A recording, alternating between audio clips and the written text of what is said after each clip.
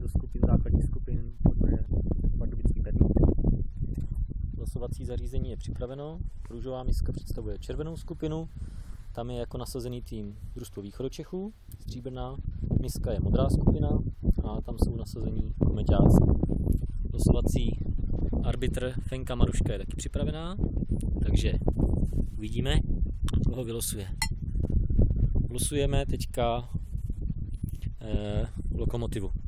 Maruško, jídlo. Tak a Maruška si vybrala skupinu A jako první, takže Lokomotiva pojede do Ačka.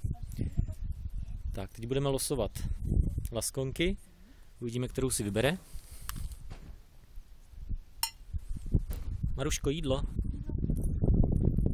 A opět červená skupina, takže laskonky jdou taky do Ačka.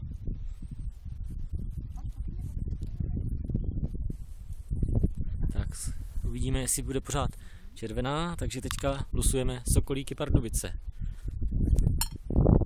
Maruško, jídlo.